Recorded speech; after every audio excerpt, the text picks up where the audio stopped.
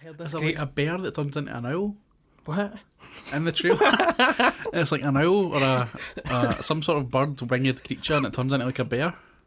Aye. It was pretty cool, man. It was Probably. cool. I liked it. I was into it. I was like, I want to see this movie. I heard this great thing that, like, and it changed my whole perspective on Michelle Rodriguez. That You had a perspective on Michelle Rodriguez.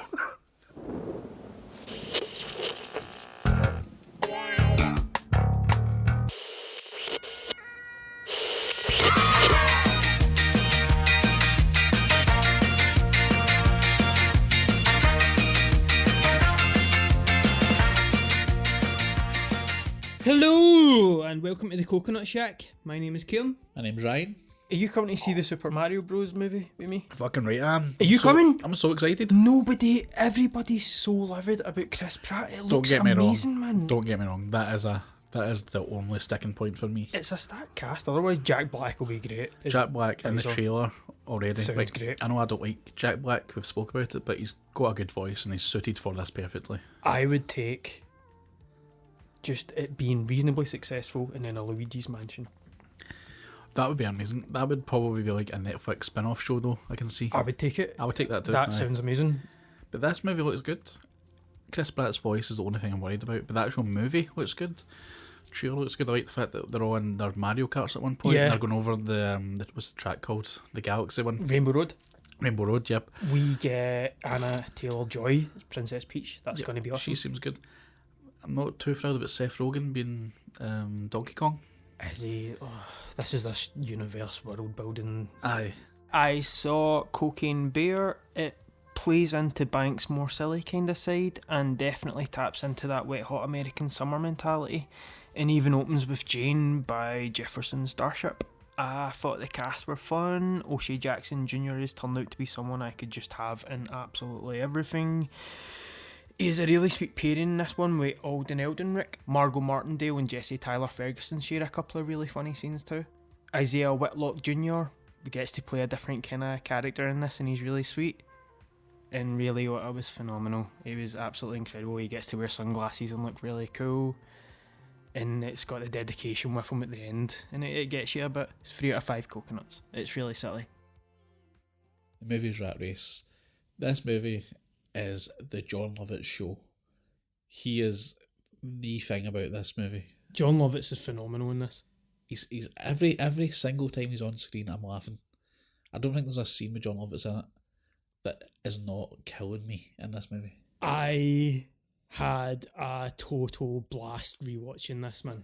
Oh, absolutely, 100%. It was so much fun. It's just that kind of family caper that you don't really get now.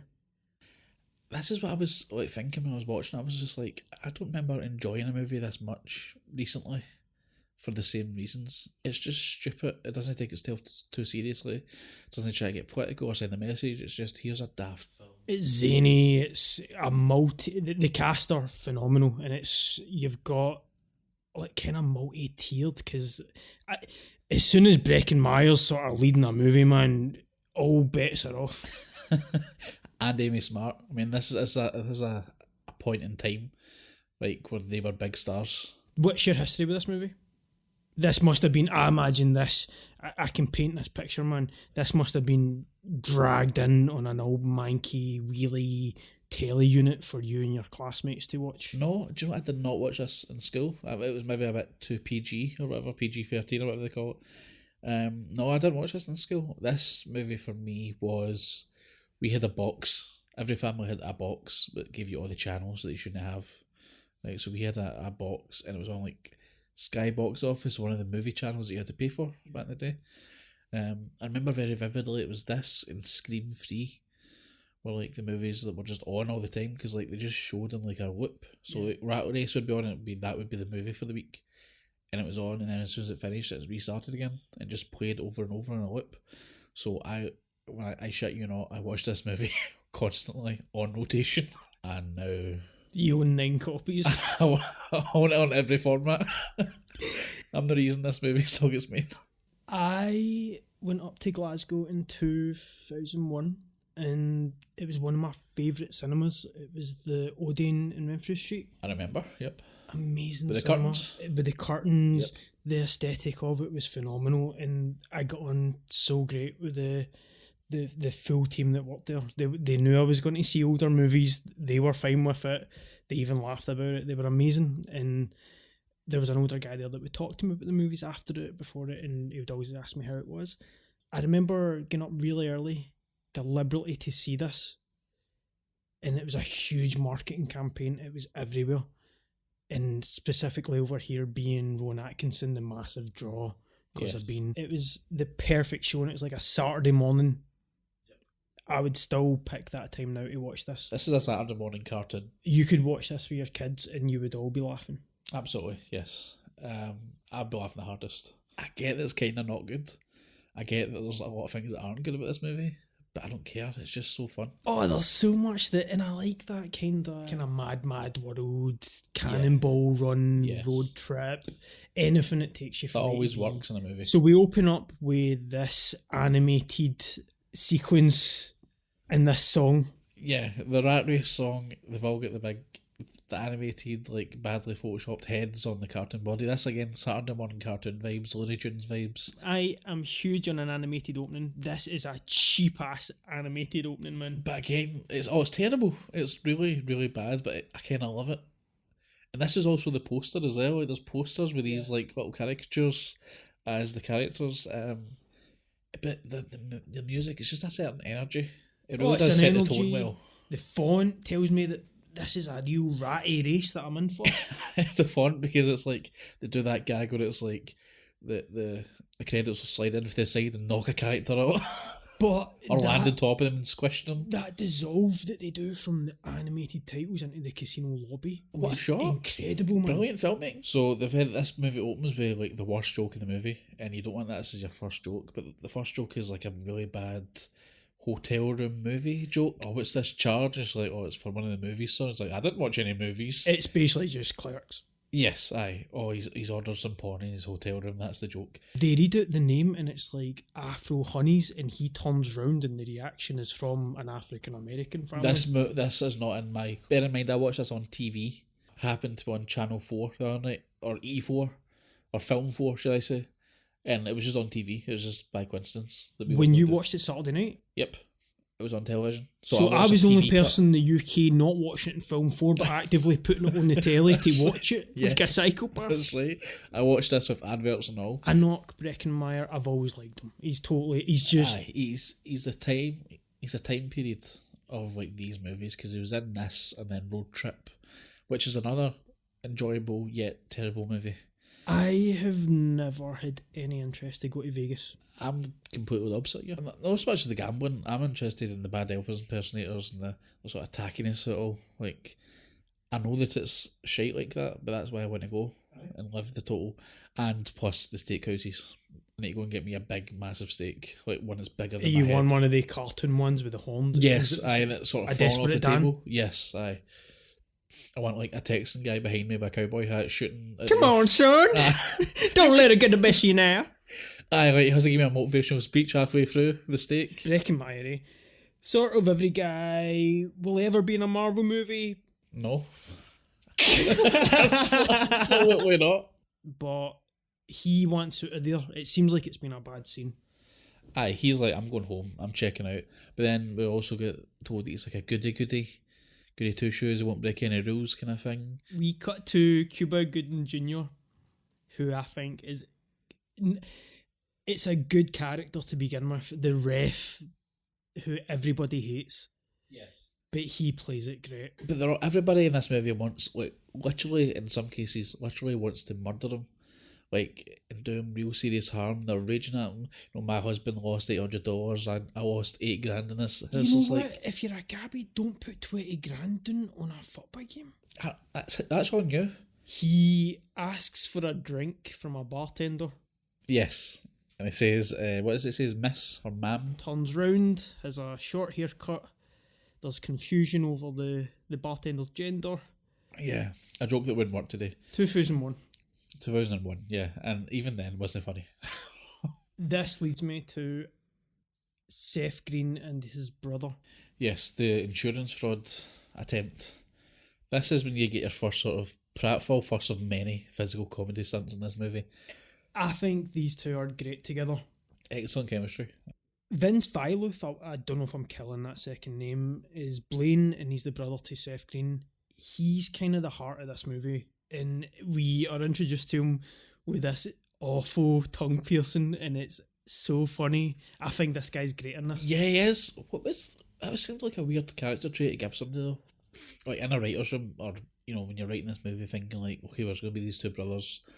One of them's going to do all the talking, the other one's like not going to be able to talk. It doesn't pay off really until he meets the girl. But I don't, and even then, like, he doesn't need to not be able to talk for that story to work. Do you think it's just like a? There is a certain with the set pieces, and I'll get to each one because I think they're so inspired. But with these brothers in particular, there's a silent movie kind of. That's what I was going to say. There's a sort of Laurel and Hardy type vibe. Definitely. With these two, like you've got the one that talks and the one who doesn't. It's kind of like the stupid one and the brain, Pinky and the brain sort of deal. One's stupid, but we find out they're both kind of stupid. And Seth Green at this point was everywhere. Oh, he was massive, yeah. He was huge. Yeah. And they've put a bottle or a wee shot glass at the top of the staircase. And they plan on falling over the staircase and suing the hotel. A woman comes in. She comes out of frame. This woman just walks past them without a frame. Walks in, immediately falls, does this big comic fall down the stairs, and then Gloria Allred, like the very famous. This is brilliant, and the fact that he comes back again is so good. It was really funny. I forgot that she was in this. So did I, and it's that kind of dates the movie as well. It's their reaction when they just shrug it off. They seem disappointed away, that it's not them. But they just walk away immediately without checking on her. Or... No, they don't check on her. They show no compassion at all. They just walk away. They're like, that's that, plan's a bust. It's really funny. We get these small like character introductions that I think really do matter. This is brilliant. I think the start of this movie is really good. They give each character about 30 seconds to a minute to say, this is who they are, this is their character. Breckenmeyer's goody two-shoes guy who's been at a party and wants to go home. Cuba Gooding's a referee who everybody hates. This Whoopi Goldberg bit is great. The daughter, they're going to meet for the first time after years. They're both holding a rose. There's two cocktail waitresses that are breaking their heart. They're crying. And it's so funny. There's a really funny scene where the daughter's introduced and she answers a phone call. It's work. And she goes mental and she crushes the phone with her bare hand. And Whoopi's just sort of looking on, trying to be polite. The daughter is so great. She's great in this, and that was a really great scene. The way she just crushed the phone up in her hand, and she's like, "Oh, I broke my phone." They order the same drink. The waitresses both start crying in unison. It's really good. That's funny. And this is when we get him, the big dog. Again, as I said, I've got this in my notes here. John Lovitz owns this movie. As soon as he shows up, just him and his family, Kathy is Jamie, great. She's brilliant with him. Even the two kids. She doesn't get enough to do. No, which is a shame, but also it makes it kind of funny because it makes him just look like a worse husband. I would have watched the full movie of this family. They should have got their own movie. If they'd done like a National Lampoon's Vacation with this family, I'm totally in. John Lovitz immediately is like, "Oh, I'm going to go downstairs and look around to gamble." But she says to him, "You swore to me in your mother's eyes you wouldn't gamble."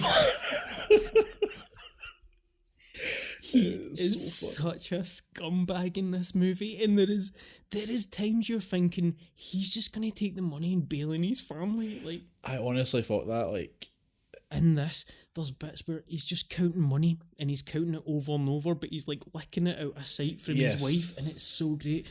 The kids, as he's leaving, jump off the bed and hurt themselves. He's like, "Honey, kids need you," and then just walks away to gamble downstairs. The kids, this also dates this movie. The kids get blonde. His son, he's got blonde spikes in his hair. What do you call that? Frosted tips. Frosted tips, and he's got one of those shell necklaces. I mean, we'll culminate with a performance by 2001 itself. Yes, I will get to that. The terrible ending of this movie. Breckenmeyer's mate shows up, tries to get him to stay, begging him, "There's going to be another stripper, you need to see this one." She's unbelievable. This speech, he gives about this is such a forced movie thing. Yeah, this is try and get his character in there as much as You possible. never let go, you never break any rules. We cut to when they all win the coins. So everybody is in the lobby. Did you notice that Seth Green's walking about with a tin that says help the homeless? Another wee physical gag that just shows that he's a scumbag of a guy. I mean, the hat probably gives it away as well. Oh, he's wearing a scumbag hat. He's definitely. got one of the, what do you call them? Fedora? So we get the tokens, and the winners are told that there's going to be a reception at 10 a.m. This room where they get the reception. Did you check his green screen? No. Did you not? I didn't. I bought this room as real. That's a big green screen number. I just buy that's a Vegas It's room. some of that, no. He's green screen as well. So, this is when we get Mr. Bean. Mr. Bean himself. Sorry, the professional actor Rowan Atkinson. He comes in doing his best Mr. Bean impression in this bit, but I do like the things that he's saying. Where he's trying to make these American phrases, but he's saying them a wee bit wrong. He's a narcoleptic. Yeah. He has a few scenes in this movie. Rowan Atkinson walks into the room and he's saying all this stuff. And he goes, "This room, have you seen this room?" And John Lovitz goes, "Yes, we're in it." He's so annoyed at him. And it's so funny the way I'd done a terrible impression, but his delivery is perfect. Again, John Lovitz killing the scene, but it's just the way he goes, "Yes!" I have a moment like that in this scene, and it comes just a little later, and I like there was tears, man. There really was tears. In fact, it comes from actually no. You go next. So John Cleese comes into the room. You know, like John Cleese in this movie. I don't like John Cleese. Well, as a person, scumbag, horrible guy. He's just the nastiest thing. Like, could you imagine making such a genius piece of television that was so absurd? Yeah. And so out there. And some genius movies. You become such a bitter old... Honestly, it's horrible. It's really horrible. Yeah. But as a performance, he's really funny in this. He's funny in great. most things. He's a good actor. I wish I could separate his personality. I try. I watch Fish Called Wanda every year. I still really love that movie. Yeah. But in this movie, he's really funny in it. Kevin, He's basically just Basil Expedition. Yeah. I didn't understand this joke as much when I was a kid. I understood the joke that it was like he's winding them all up, but see when he says repopulate and the camera cuts and it's just Whoopi and her daughter looking at each other because they realise they're the only females. In their centred frame in the middle of the shot, it's really good. Funny. John Cleese is good in everything except Twitter. Oh, aye, and life. So he goes on to explain the race. Yep, that's right. So he basically explains the movie. I won't get into it. If you've seen the movie, you know it's pretty simple. They need to get money. It's in New Mexico. They need to get there. Whoever gets the money first wins. We see, and this turns into a really good running gag, behind the scenes there's this collection of scumbags just making bets on everything. They go back on this throughout the movie and it's always funny. Because this is how I think people like this are like. Like if this movie was made today, for example, this is how I picture Elon Musk and Jeff Bezos and all these guys would be if they were all in the room together, making ridiculous bets, using far too much money. It feels quite hostile, man. Yeah, it's totally... They've made a death bet at some point. Like, there's a scene, they didn't film it, but they did talk about it, where they talked about if one of these people don't make it to Silver City, much you betting. Yeah, 100%. That scene. Like, in this universe of this movie, that's happened. And they're like, what do we do? We've got money to hide the body. It goes from rat race to death race in a heartbeat. Yes, exactly. He says Nick should be our captain. That's funny. That line, and they all just look at Rowan Atkinson like he's a moron. The way John Lovitz is looking at Rowan Atkinson is like, what's the murder? He tells them to go, and they're all just looking at each other. They don't know what to do. He shoots a gun, and they just run out the room. Yeah, in a panic.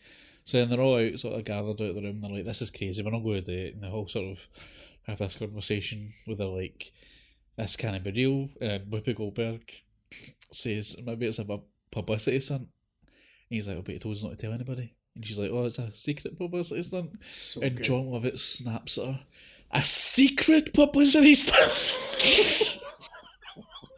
Again, this is a John Lovitz show. I'm dying at this point. He's so hostile though. It's like the way he says it's secret, as if she's a fucking idiot. We're told You have to get to a train station, Silver City, locker on the right, 6 keys, open locker 001. There'll be a red duffel bag inside. There'll be $2 million inside. First one there keeps it, and all the keys are tracked. Yes. Yes, so they can watch it from their wee secret death room. There's a bit in the room where they say, you can't do this to us. John Cleese replies, I can do anything I like. I'm eccentric. It's like, oh, you nailed it. That I wouldn't even attempt that noise. his delivery was excellent. Aye, it was excellent. I hate saying that. I don't know, I hate giving him compliments, but he's just really good. This movie immediately ages, though. When they actually start the race, they start running down the staircase, and Who Let the Dogs Out is playing. The phenomenon that was this song. Everybody was letting the dogs out. Everywhere. It was in every movie. It was in adverts. It was Cartoons. Everywhere. They all go their separate ways, but they end up running down the stairs and gunning it and colliding on the stairs. Rowan Atkinson runs past and says, it's a race, I hope I win. That's right. He's running down the stairs and he's like, it's a race. And then they're all lying on a pile on the floor because they've all fell over each other, and then he steps over them. He's like, I'm weaning. That's what his voice sounds like in the film. This is when John Cleese tells his seedy men, no one is offering you a horse race like this. I understand men like you. See, that's like really good because it's funny, but it also like suggests that they're really evil people that have definitely sold people. Oh, they're hunting people. This is lightweight. I'm grateful John Lovitz didn't. But if he just told his wife about the money, none of this. That would have been. She would have been on board. Like, I've got an opportunity to win $2 million. Comes up with this elaborate. We have reduced our chances of winning significantly. We just need to get to Mexico. Yeah, that's it. John Lovitz driving like a maniac. Again, so funny. He's for not this even doing cash at the expense of his family. He does not care if his family will ever die. He is getting to this money. He doesn't care who he loses in the process. No, absolutely not. I've wrote here in my notes, this taxi driver that Cuba Gooding's got is acting his ass off. This guy has a small part and he's doing everything with it. He's like, I'm maximising my minutes here. And he's good. Aye, he's like, I'm getting 2 minutes of screen time. You're going to remember me. I'm going to be as loud, maybe slightly louder than I should be. A lot of eye acting. A lot of eye acting, crazy eyes, but it's kind of funny. Yeah, it's a good. I like this reoccurring bit. Everybody, he's sort of having. Yeah, he's the referee that everybody it's hates. Good, it's good. He's constantly on the defensive. Chaos ensues. We get back to Breckenmeyer and we get a road trip reunion. I've always liked Amy Smart. I've always liked her since she was Tasty Cola Wife. Do you remember that? Yeah, great episode. I really like her as well. I think she's great, but she's sort of not in a lot nowadays. Stargirl, man. Never seen it. Playing the mum because she's over 30. So she knows to be a mum now. Aye. Such a great show, by the way. She's reading some book. He asks to get her a drink, but she says she's due to be flying. John Lovitz has hired. He's got his truck and they're driving, whipping our daughter in a private jet. Everybody else is going to the airport to get a commercial flight. They're standing in line, blah blah blah. And then Seth Green and his brother rock up to the counter. They jump a queue. A guy says, hey. And he does is that the right time over there? And the chick looks and he punches the guy in the face and everybody else in the queue freaks. It's well established that they're just like scumbags, but not like evil, just dicks. They're just arguably dicks. At the end though, like the sweetest, like it's really sweet. Yeah, no, but they're sort of likeable in a way. They're not like total evil, they're just funny, like cutting in line and stuff like that. They then go to sabotage the airport to ground all the flights. This is an act of terrorism, man. I was just about to say this. This movie came out in January 2002 and they just perform, as you said, an act of terrorism in an airport. I don't know, how did this movie... Do you think there was any controversy? Do you think maybe they thought about taking this scene out? Because even watching it back then, I thought, there's no way you can get away with this. And so the scene starts... And it's got I don't know the title of the song, but you know the song I'm talking about, the Alton Towers theme song. So they're hooking up a winch. So they have one of them. They attach it to like a tower or a satellite sort of tower, a comms tower, I think they call it. Yeah. And then it starts winding up.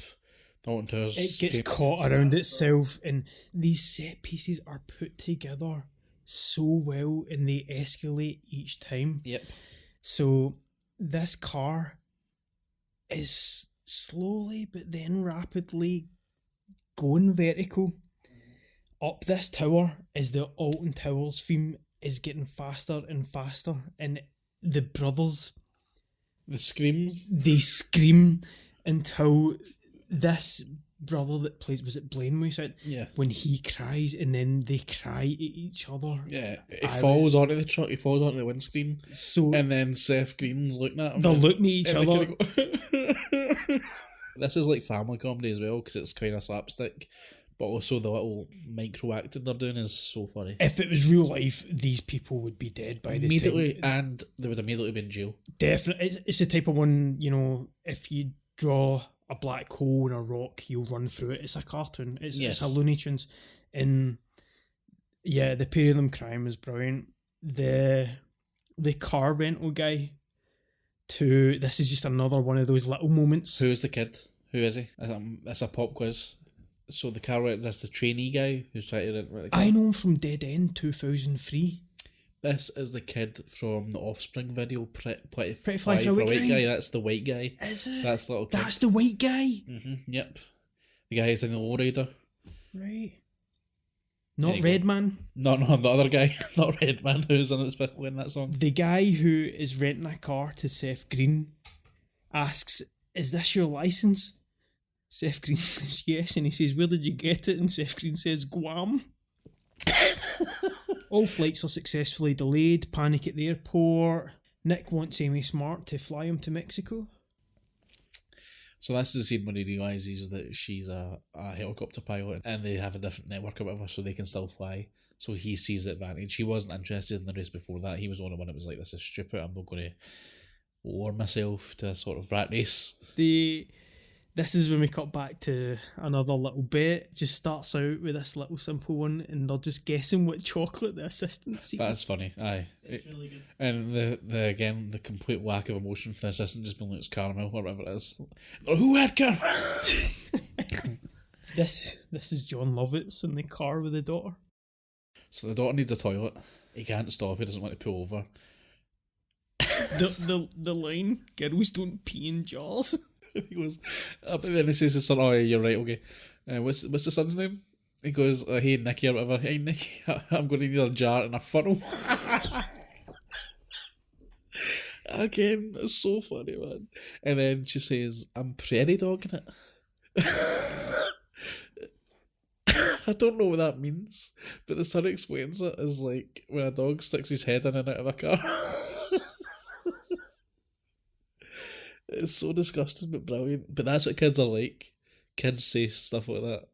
And the reaction of John Lovitz and his wife, they're just like disgusted. But it cuts to the scene. The scene, right, again, the editing in this movie is really good. Because the way it does the hard cut to his daughter's face, a close up, she's like, "I hate you, I hate you." She just keeps on saying, "I hate you," over and over again. And then the wide shot of the exterior of the car, and her arse is just like hanging out the car with a towel over it. But this smash cut to the police car. Yes. And they're cleaning the windscreen. Excellent. It's so funny. And John Lovett's just standing there looking guilty. But he doesn't. He tries to flirt with the police officer. My first was like, "Oh, you officer." And he gives him the eyes. Oh. Again, every time he's on screen, I'm laughing. It's so funny. So, anyway, that's hilarious. And then we cut to Cuba Gooding in the taxi with the taxi driver, who obviously knows who he is now. He's the referee. He lost. What is it saying? I lost. Was it 20k? 20k, at least 20k, 20 or 80. Far too much money. I don't mean this to be disrespectful, but far too much money for a taxi driver to be using betting on a football match. 20k? I lost 20 grand on that match. It's like, why are you betting that much money? You've got a problem. So he takes him to the middle of the desert, takes his strips him off, and leaves him in the desert. Is that attempted murder? Yeah. Serious aggravated assault, at least. Yeah. To take someone in the middle of the desert, strip them of their clothes, and just leave them there. You'll get a talking to at least. Talking to, that's a right talking to. Nick and Amy Smart. So, Breckenmeyer and Amy Smart are in the helicopter. Sorry, can I just stop you? Sorry. I don't know anybody's name in this movie, so I will be referring to them as their actors' names. There's too many. There's too many cast members. There's too many. It's Breckenmeyer and Amy Smart are flying. This is when he does this whole bit about, just rather than tell all the truth, he says his sister has like a shark bite. Such a stupid lie. It's like, A, just tell her. Or B, just say you need to go to the train station because you're expecting to see somebody like at the train station or something It's like $2 that. million and she's doing you a pure solid. Like, give her $1 million. Yeah, or even, or just say, I don't know, like something's been left for me in a bag, I don't know what it is. Just be sort of honest, but the fact that he goes with, shark bite, and New Mexico's got the best shark biting, you know? It's so bizarre. It's such a weird lie. Speaking of bizarre, Kathy Bates. with the squirrels. I love this scene so much. What Pretty a great lady.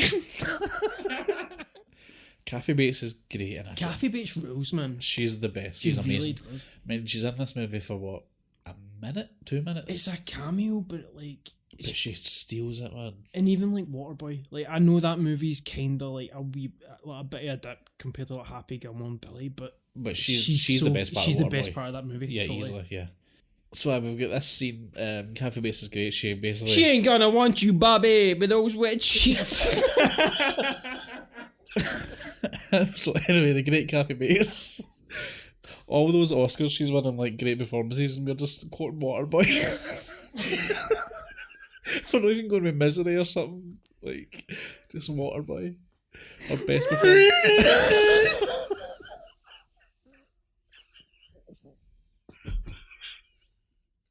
Your daddy, Roberto.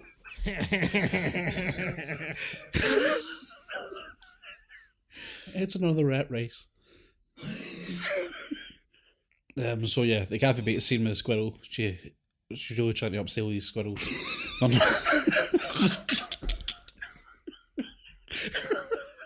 They're not having it at all. Whoopi Goldberg's daughter is basically a bit rude to her. It's just like, look, we don't want a fucking squirrel. Just give us direction. Kathy Bates, I can't say what she says. She drops the R word. She drops the hard R word. But these bits but she she's says doing, it's so funny. She's voicing the squirrels to try and entice them to buy them. So she's like, I thought this one will shake hands. He's not for sale though. The only one that can do something cool. It's not for sale. The fact that she's got like really insanely precise directions for this really elaborate trap. This setup and the fact that she has went miles down this hill setting up these. Like she's had to put them in the ground and paint them.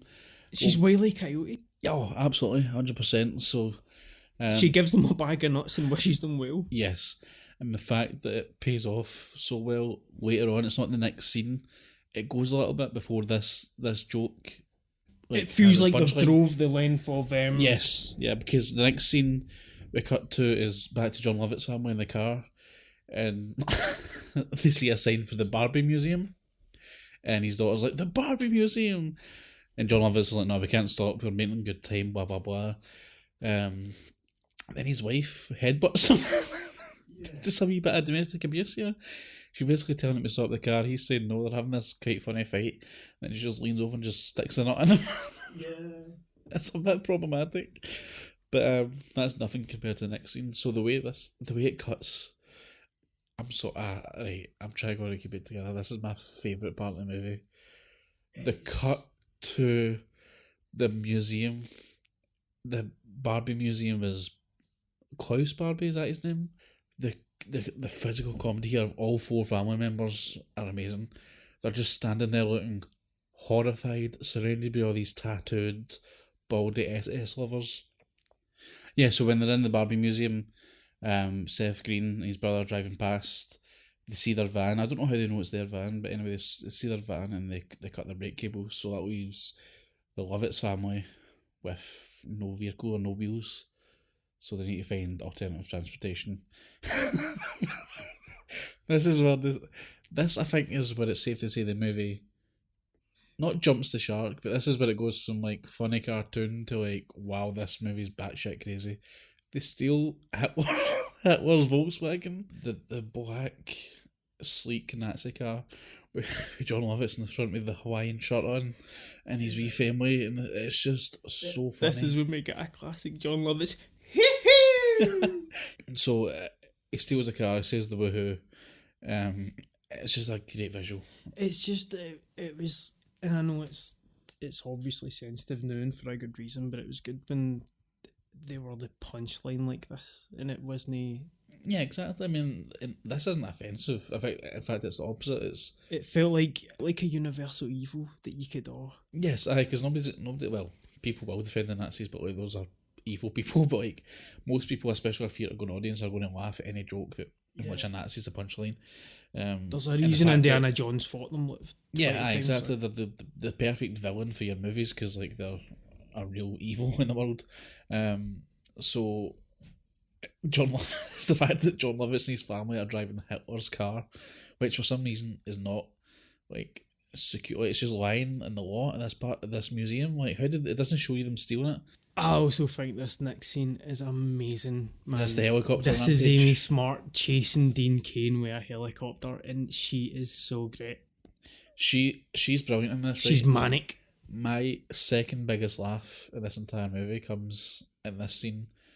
She's rocking by her boyfriend's house, played by Dean Cain. He's got a girl at the house, they're in his pool, right? But my favourite part of this, I didn't pick this up when I watched it first when I was a kid, but watching it the other night. No, he's in the pool with this girl, and she comes down the helicopter, and he immediately grabs the girl by the top of the head and forces her down and is trying to drown her. To hide her. Like, you can clearly see her. But she's struggling and splashing, and he's got her head held under the water. He's like, "Hey, honey!" It's so funny. He's trying to murder this bitch. Amy Smart is immediately like, "Hey, honey!" She is brilliant in this. She just goes all out. She starts throwing wrenches and hammers and she uses the helicopter as a weapon. She charges the pool, their outdoor swimming with a helicopter. He falls at the pool. He runs away, tries to get in his truck. She starts throwing shit at his truck. She screams, "You can't kill him, he's like a cockroach." It's a really funny scene where she gives Breckenmeyer a tin of paint. She's like, "Open this." And he's like, "Oh, I don't know what to get involved." She's like, "Open it!" He's like, "Okay." She lands, kisses Miles out the blue, but it kind of works. They two have a good chemistry. Yeah, they do, It carries on from road trip. She steals Kane's truck. Miles goes with her. This is the bit where they're driving and Dean Cain just goes back up with the T-1000. Somehow he's not dead, and he jumps in. He's like, "This is my truck," and she's like, "No, it's my truck. I paid for it." Blah blah. She gets and in then the he starts window. getting wide with Breckenmeyer. He's like, "Who are you, buddy?" And he's like, "Oh, I'm nobody." He's like, "That's right, you're nobody." She shoves the girl's underwear into his mouth. He falls out the truck. It's really good. It's a really good scene. This is not a good scene. Right, so Are you talking about this bit with the driver? Yes. This is the worst scene of the film. Yes, absolutely. So this is funny because he's making this really funny noise because he's obviously dehydrated. He's going making a noise like that. Again, Cuba. Yeah, and he gets to the water fountain fountain and he's splashing silver water. That's funny. But he sees this bus. She says, one of the women says to her one that the driver's in the bathroom, blah, blah, blah. So he goes into the bathroom. And instead of just being like, A, can I please have your clothes? Or B, just getting all threatening and being like, give me your clothes or I'll beat you up. Or something. Because he looks like a crazy person. He's got a vest over his head. This scene, that makes no sense. He just says, my wife's in labour. The bus driver's immediately like freaked out as if labour's the most disgusting thing in the world. He starts saying like, I need your jacket for the amniotic fluid. And for some reason the bus driver's like, oh, don't say that. And he starts just saying all these weird pregnancy words like uterus and what is that word you use? Fallopian. Placenta and stuff. And for some reason this guy just cannot deal with any type of vagina stuff. It was like the 90s, man. Because like he's like, I need your hat. He's like, why do you need my hat? He's like, for the vagina. And the guy's like, oh my god. And it's like, it's vagina? Why? Like, why are you it makes no sense. It makes no sense at all. And then it cuts to the scene. Cuba Gooding Jr. comes out of the bathroom. No sweat in his face. Like, he looks like he's had a shower. All this bus driver's a heavy set guy, but his clothes perfectly fit Cuba Gooding Jr. It didn't work at all, man. But we got there in the end. We got where we needed to be. He's found a bus driver's outfit, and now he can go on a bus pretending to be a bus driver. But hey, introducing Mr. Wayne Knight. Yes, so Wayne Knight, Newman, of course, from Seinfeld, and well, he's the same character in every movie and TV show, isn't he? He hits Mr. Bean. And Glory Allred comes back. She's like, I seen the whole thing. He's like, it's that bitch Glory Allred. His delivery's so funny. So he picks up Mr. Bean, Italian Mr. Bean, and says, "Look, please don't sue me or whatever." And he's like, "Oh, I'm going to Silver City." He's like, "Oh, I'm going to wherever he's going to, San Antonio or something. It's right on the way. I can take you, but I'm going to be driving really fast." Yeah. So basically, he says that I need to go to be in this hospital by midnight or whatever. He agrees to take him. Yeah, he agrees to take him, and then we've got our next mismatched pairing, of Wayne Knight and Mr. Bean. Seth Green and his brother get the key cut. They decide, let's split up, double our chances. But the joke being, because Seth Green said to him, like, we need to keep this quiet, remember, discretion's the key, as they're talking very loudly beside a stranger. The stranger who is Silas Weir Mitchell, it was Haywire on Prison Break as amazing. well. He's really good in Prison Break. He's so good. First season of Prison Break, one of the best TV series ever. One of the best seasons of TV ever. It was excellent, man, and it's a shame. There was so much promise with that second season, and the writer's strike. The writer's strike obviously happened, but that was a really exciting time in television. It was. That was like proper. You had to be there viewing. I remember like going out to school the next day and talking about it with all my friends, like coming up with theories of what's going to happen and stuff. So he's cutting the keys. He's listening in. They're oversharing. Really funny. It's funny. I mean, the oversharing's a bit on point. No, it's not even subtle. It's just like, do you remember where we're going? Yes, Walker 001 at this train station. It's like the buzzwords. They give him the coordinates exactly where he needs to go. He steals their key. He gives them 2 blanks, and they last see him zipping past him in his own car. Yeah, and then they take chase. So now the scene is set where they're chasing the... I've just called him Haywire throughout the rest of this. Haywire, right, Haywire, Locksmith, right. So they're chasing Haywire, and that's now where they are. So we're setting up. This is your scene. Right, so this is the scene. They fall into this trap. So they go down this big cliff of total lose control, and they're screaming. It's this big dramatic scene, and as they're going down, there's these signs. You should have bought a squirrel. And then they fall off this cliff and crash into all these other cars. And it suggests hundreds of this cars. Wolf Creek-esque plot has been going on the whole time, but this skeleton pops up and it's holding the bag of nuts. I forgot about this, and I think I forget each time, and it killed me again. It's so funny. But the fact that she's killed hundreds of people, she is a mass murderer, Kathy Bates. Just because all these people didn't buy squirrels. So the bus is full of Lucille Balls. They're going to an I Love Lucy, the 3rd annual I Love Lucy convention. I think it's a good gag. So they're all dressed up as Lucille Ball, and he's dressed up as Ralph, and the bus drivers get up. Yeah, so it's it's the old sitcom. If you've never seen it, like I don't know if it holds up. Apparently it does. I've never really seen it. They're all dressed up as Lucille Ball. Each actor that does Lucille is excellent. Yeah, they're all excellent. It's excellent. Somebody gets their wig set on fire, so they take it to the bathroom. The toilet floods because they throw the wig down the toilet, and then shampoo gets into the thing. And then the whole bus fills up with foam, like a foam party. And they'll do the wah thing. Meyer tells Amy Smart about the cash. Again, this scene's fine. This is kind of more exposition. It's not really funny. This scene is more just like... just to get her on side to the end of the story. Aye, so this is fine. Hitler's harmonica. So funny. Again, we go back to John Lovitz. They're in the car. For some reason, like... they've got Hitler's harmonica, they've got a pair of sunglasses, Eva Braun's lipstick still. Yeah.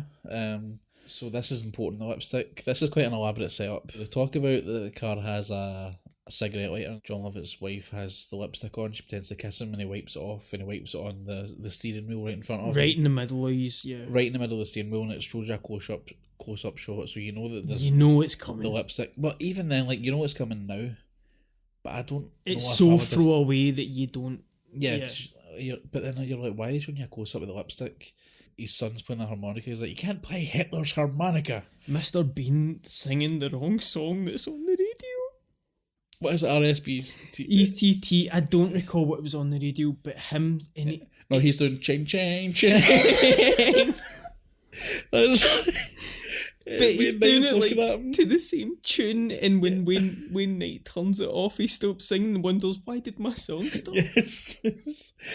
I get a big audio laugh out of this, like a belly laugh here. No, Wayne Knight turns into a psychopath in this scene. He is so excited to tell him he has a human heart in this band. You know what I got back there? And he's so smug about it. He's like, it's a heart.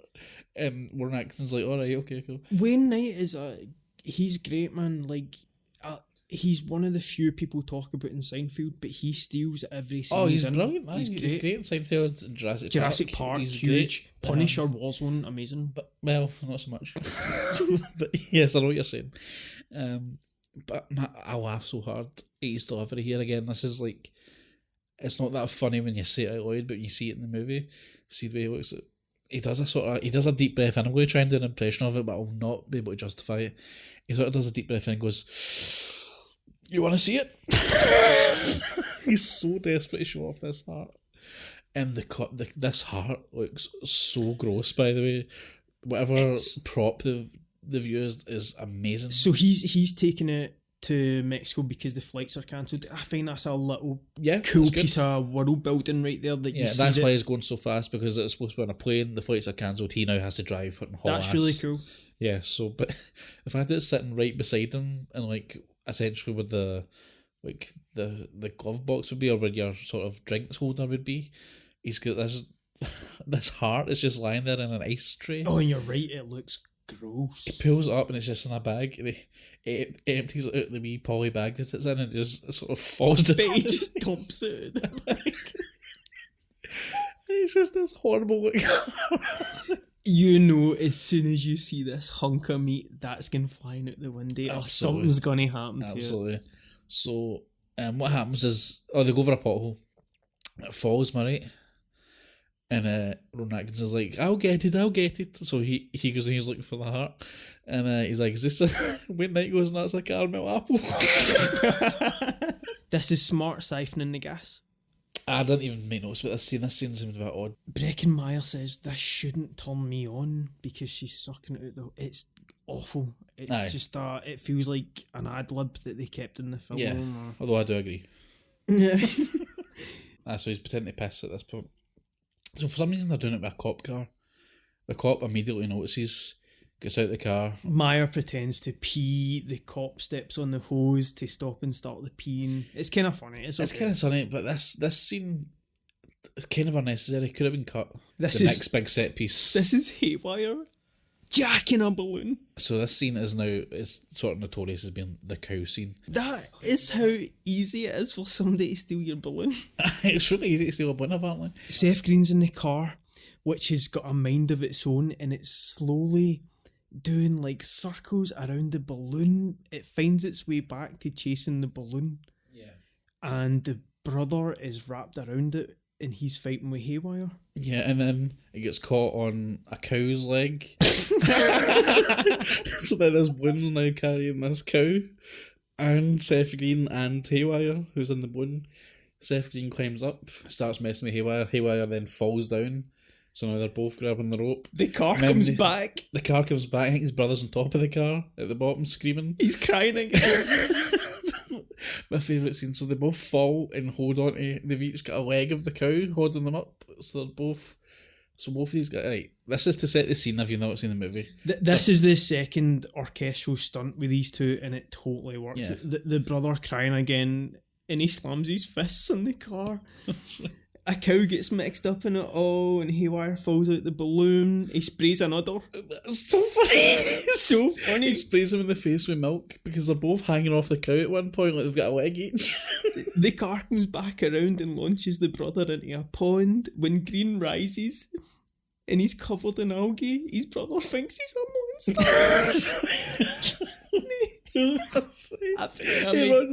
He wears a big screen. That might be my favourite scene of this whole movie because it's so unexpected. The brother's like, ah! Because we cut to Cuba Gooding Jr. in the bus. He's driving the bus. One of the Lucys come up to him and is like, "Oh, I need to go to the bathroom." but the lock's busted or whatever because the previous incident with the fire, I guess, in the bathroom getting destroyed. And he's like, just go with the door open, like you've not got anything the other Lucy's haven't seen before, I think he says to her. And then in a very deep voice goes, oh, I'm not so sure about that, or something, to suggest that he's either trans or at least dressed up as a woman. Like, and I don't understand. I don't know how much of a big deal it would have been for the other Lucy's. I remember one of the last gags that really felt just so late in the game for this was 40-Year-Old Virgin. I'm right. Every Woman gag. That joke happens, it sort of falls flat, but then immediately they turn round and then the cow, who's still hanging off the hot air balloon, smacks the bus window. Right, so this... No, that's the first when they dropped it. The first time, so nice. He's trying to get it in the bag at this point. This wee tiny poly Ziploc bag. He's trying to like push this heart into this little Ziploc bag, and it just sort of pops out his hands and right out the window. But he never tells him immediately. He just sort of looks and then looks at Wade Knight, and then Wade Knight looks at him and there's a beat. They go, ah! And he puts on the brakes. The dog runs halfway. I knew a dog was going to end up with it. Why is there a dog in the middle of the desert? There's always a dog. No, but like, why isn't there like a coyote or something? It's like the middle of the desert. It's just like this domesticated animal. It is like a desert dog, aye. It's just a wee dog. It's got the heart and Mr. Bean's playing Tetris. We cut back to the Nazi car. John Lovitz again kills me here. This one line he says, look at this mahogany, you just don't get this anymore. Like they're complimenting the car. This whole bit with the bikers. This is a funny scene, right? It is funny. But it's so sort of cartoonish and over the top, the set of circumstances that this leads to. So he hurts his finger on the cigarette lighter. So he's sticking his finger out the window and it just happens to be a biker right beside him. So it looks like he's sticking the finger up at her.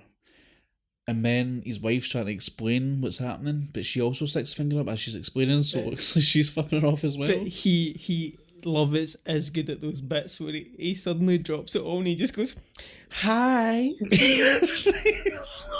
So good. But then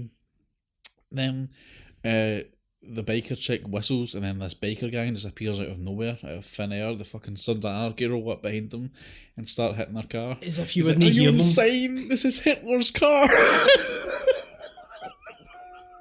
So funny. So they start wrecking the car. And then the cigarette lighter flies out the car right in Lovitz's mouth. This following scene his face smacks the steering wheel, which has lipstick on it. Of course, right in the moustache. So now he's got a moustache. So he gets out the car. They crash into the World War II Veteran Memorial. Oh. And he gets out the Hitler car and starts making a speech. And it's because the lighter is burning his throat, it sort of sounds like sort of harsh German. And these veterans are pissed. These look like real veterans. I don't know if they got them. They want to kick this guy's ass, man. Well, they want to kill him because one of them is taking a shot. Oh, he gets a shot. Somebody shoots. That is so excellent. I could have done with some old dudes battling them. Just a wee quick scene. Just oil them. Or even they're just converging on them. They're like, we need to run. They start running away and there's just all the old people behind them giving chase. This is the gamblers making the bet with who we presume is a sex worker initially. This is the longest period in the movie where we've not seen John Cleese and the rich gambler people. It's John Cleese's assistant, he answers the door. And it kind of takes you out of it, like on first view, and you're like, what's this scene? Yeah, and the assistant's kind of nervous this time. Yeah. It's the most personality shown so far in the movie because he's been dead stoic in every other scene, so he's kind of looking nervous, and she's like, oh, do you want to party or whatever? What is it you want to do? And he requests they both get naked, jump in the jacuzzi, wear sailor hats. The jacuzzi's to be filled with Pepto-Bismol. They clip each other's toenails. At this point, the actor who portrays the sex worker's eyebrows raised, and she's great. She's what? Really funny in this. And they shave each other's buttocks. Yeah. She quotes 3Gs. I think she could have outrageously cheap. She could have got way more for that. She should have went 20 grand at least. Getting into a bathtub of Pepto alone. That's my 10 grand. Like 10 grand, you classy bitch. No, you wouldn't. I know you better than that. No, like the gamblers break It's through the so room. funny. This No, is great. They don't even break in. They're just standing there hiding really badly. John Cleese's just behind the curtain. He just with one hand just whips the curtain over and he's like, right, who had 2,800? We've not mentioned he's got these big ghastly fillers in. These big fake white teeth just to add to the fakeness of him. It's a good gag. So we cut to the next scene. The dog. So the dog that picked up the heart earlier that they were chasing, Wayne Knight and Ron Atkinson are chasing this dog who's got this heart. And they find the dog completely frazzled on an electric fence. It's awful. It's like this cooked. made me laugh. It's a cooked dog. When they realise that there's bite marks in the heart. He's like, this guy's going to life for 2 minutes. And it's going to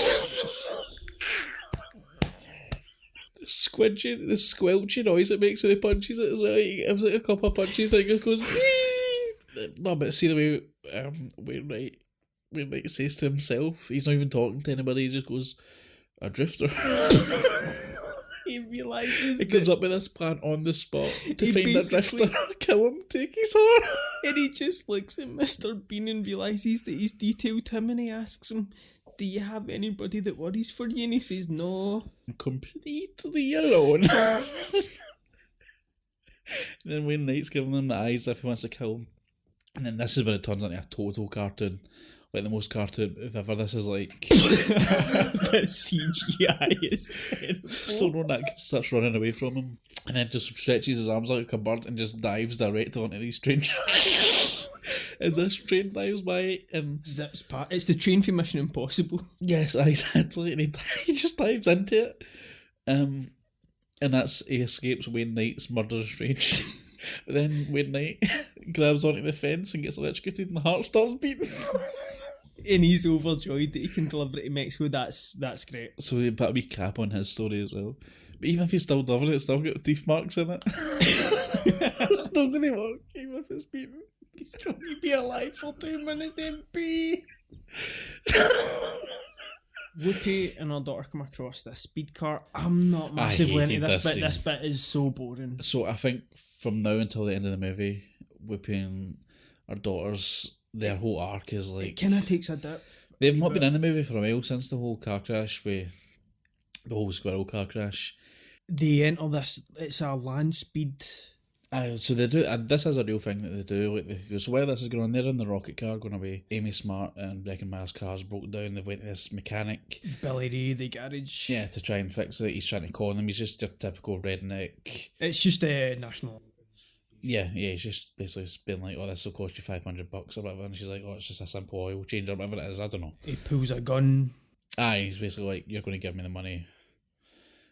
So they give him the money begrudgingly and they say, oh, you're a bad person, that's a bad business practice. Do you believe in karma? Pretty much. Yeah. Yeah, And then he this mops is and- cool. The whoopee car, rocket car, speeds past and blows down his garage. Yeah. It's fine. This scene's fine. It's got a good payoff. Mm-hmm. So they get out of the rocket car, disorientated, don't know where they are. Their hair's all been thrown back. I couldn't believe it. This scene is It's shocking. easily the most offensive scene in the entire movie.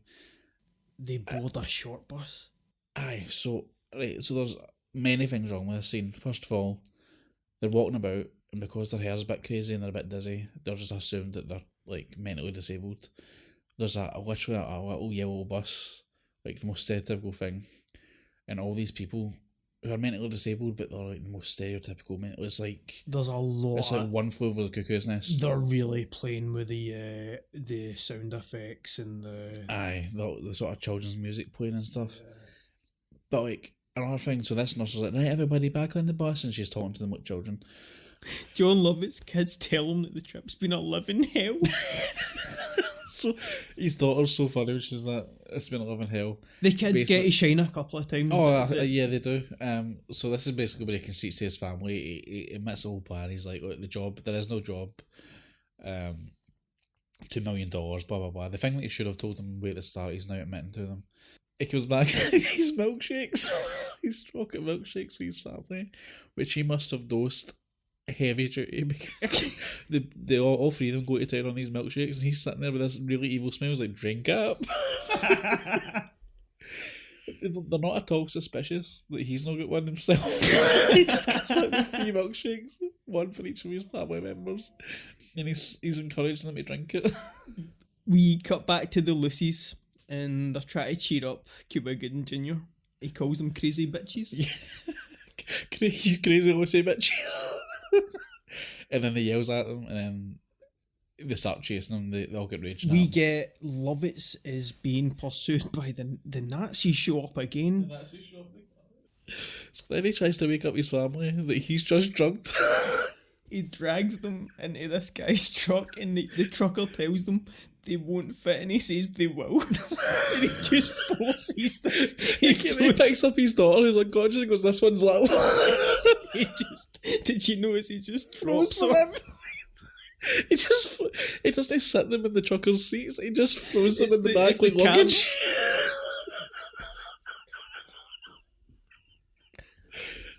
Oh man, it's so funny. We cut to Seth Green and his brother, and they're flirting with.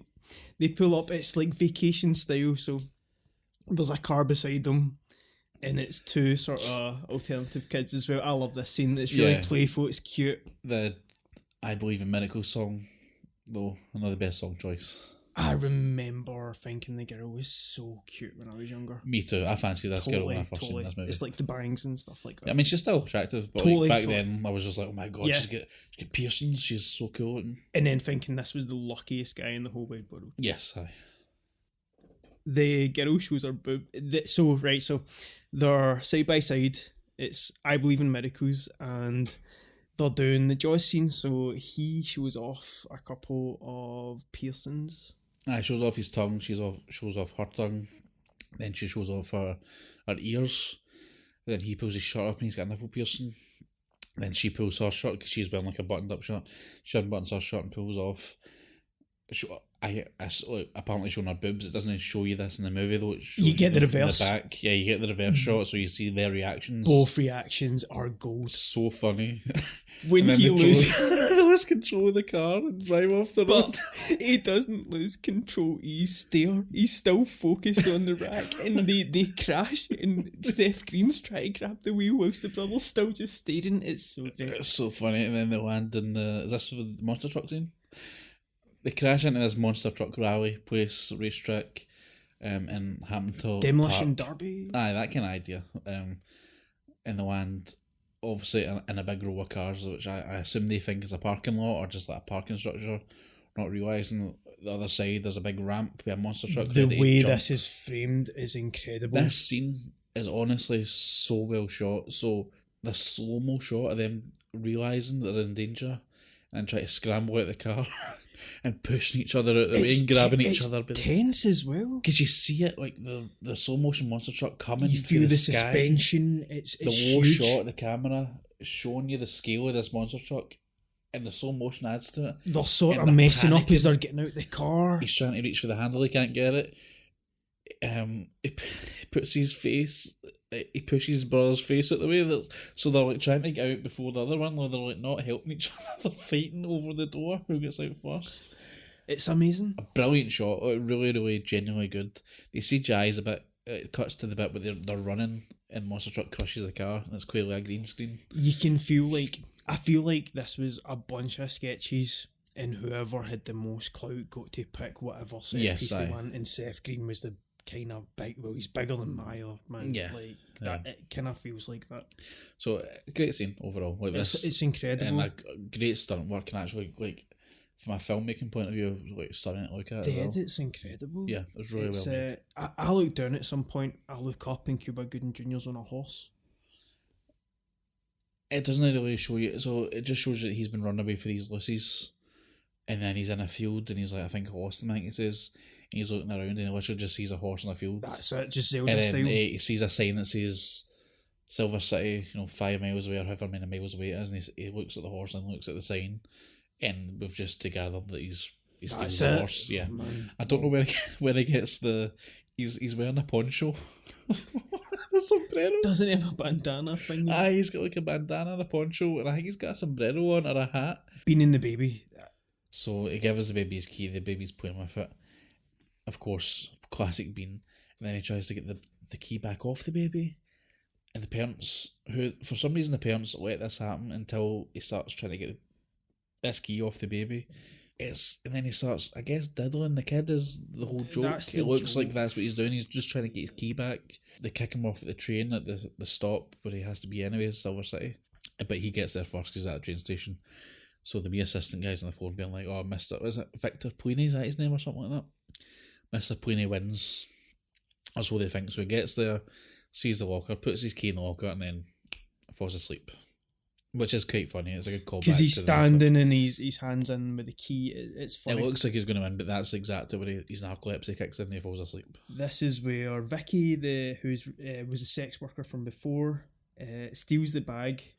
This is a great scene. Yes, she must have heard them talking about the plan and has decided, must have overheard them speaking and has decided to take the money for herself. So she has the money and she's arguing with the assistant. They're pulling at the bag and he's like, Vicky, come on. And then she kisses him and he's like, I'll drive.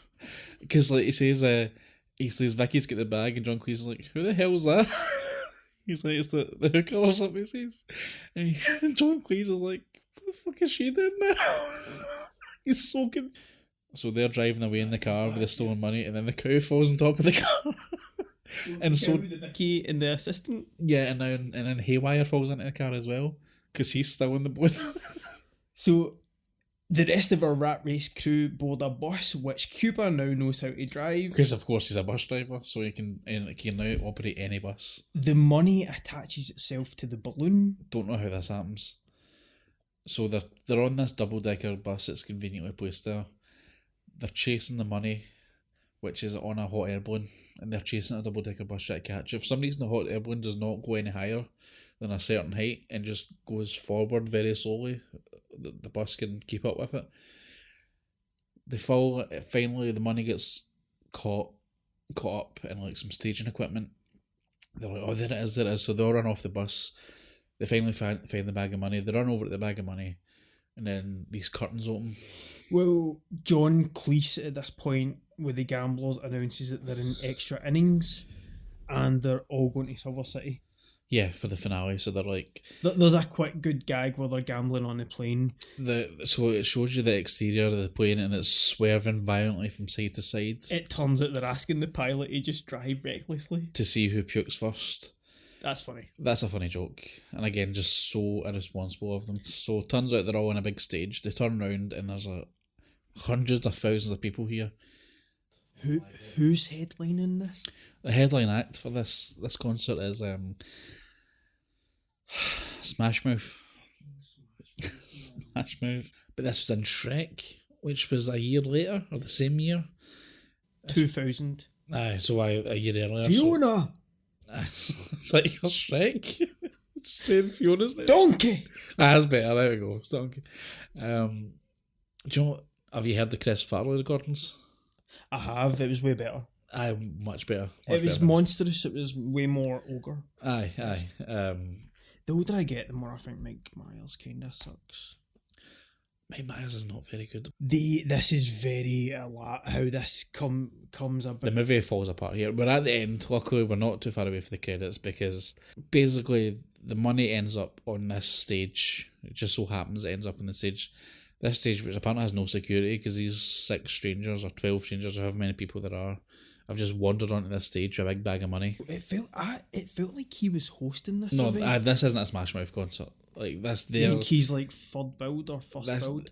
Hopefully, like the Stones or something is performing later on. These jackets that they give them, these red bomber jackets. Again. So they've got all these jackets at the ready in all these people's sizes, and then out of nowhere, the festival organizer and these starving kids come out and they're like, oh, on behalf of the starving kids, thank you, blah, blah, blah. It's like, you just get them standing in the wings waiting for some randomers to show up. None of it makes sense. This is the messiest part. The bit I do like, they all start donating money and they've got this big crowd and they gave into the peer pressure, so they start donating all their money, but Seth Green's like, no. Seth Green is keeping his bag. He's keeping it real. He's the only person that's like, fuck these kids. I'm kind of with Seth Green. I'm totally with Seth Green. That's been a day. That's been a day and a half. And you're fucking stuck with Smash Mouth? He's been on a hot air balloon. He almost got crushed by a a monster truck. The radar. He committed an act of terrorism. He Lost his hat. He lost his douchebag hat. He crashed his car looking at some titties. Like, he at least deserves a few grand. It gets a wee bit weird here with you get the pastor coming up, played by Rance Howard, Papa Howard, and God blesses them, and you get a young child says they're like the 12 disciples. Weird Scene. That's fine, okay. I just got a note here that says the crowd pure wouldn't have cared and would have just wanted to hear somebody. They're starting booing at this point. They're taking too long. Get the tunes on. We want to hear somebody. Seth Green's brother, even though he can barely talk, says that their mum's watching them, which maybe suggests they're orphans, and that kind of works for me, man. It's always worked for me, that scene. I'm not gonna lie, I've checked out at this point. Like, you don't care. In that movie, I'm just like, get to the credits because Smash Mouth are on the stage. I don't want to see any of this. Somebody. It's just like, tell me, man, does it hold up? What do you think? Look, this movie's hit and miss. The ending's terrible. The whole Smash Mouth concert, the whole sort of third act is really, really bad. However, there is some genuinely big laughs in this movie. Like Wayne Knight and John Lovitz in particular are amazing. If I'm not, Rowan Atkinson, he's doing Mr. Bean thing, but he's got some really funny bits in it. Great stunt work. I think it's a good movie. I think it holds up. I really enjoyed it. I get why people wouldn't like this. I get it's not for everybody, but if you like stupid, over the top humour, and just no thinking about it for 90 minutes, and it's only like an hour 40 minutes. It's quite a short, tight movie. You're just after two. They cut I watched. I wonder how much. I must have missed a lot, but it didn't feel it. It felt short. It felt really easy to watch. I mean, if I'm giving it coconuts, I'm 3 out of 5. Yeah, I still dig Rat Race, man. There are scenes in this that still kill me. In some really inspired set pieces. I like the cast, decent enough soundtrack with some playful cartoony kind of vibes. Some stuff is dated, specifically Smash Mouth, but I think its heart is in the right place. 3 out of 5 coconuts. We're on the same page. Yep, 3 out of 5. Go watch it. It's fun. It's good, man. If for nothing else, John Lovitz. He's the MVP of this movie. Roll the trailer. Recently, 2 high school students unearthed a prehistoric man in their own backyard. Their story is completely true.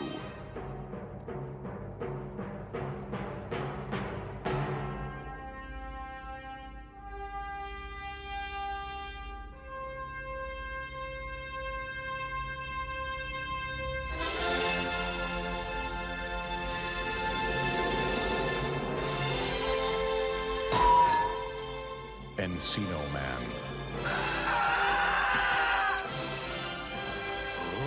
Flamage. Oh, he is so greasy. I'm too sexy for my shirt. Too sexy for my shirt. So sexy it hurts. Wow, who's the guy with the dork squad? Is he fine or what? This guy's our ticket to fame and popularity. All we gotta do is get him enrolled in school, and he'll help us become popular. He's a looker. Blake, be careful! He's dope. I'd go out with him. Go Songus. I'm too sexy for Milan. Too sexy for Milan, New York, and Japan. Today, buddy, we're gonna discuss the beverage. What are you doing, Mrs. Stoney? We figure we's a little juice. No, we sing the juice. No, we see the juice! Hollywood Pictures presents Encino Man. He's 1,000,000 years old. Milk does the body good, huh? Great hair. And living proof that evolution is not an exact science. Check out the fresh nugs. Squeezing the juice. Buddy, you got him talking like you now.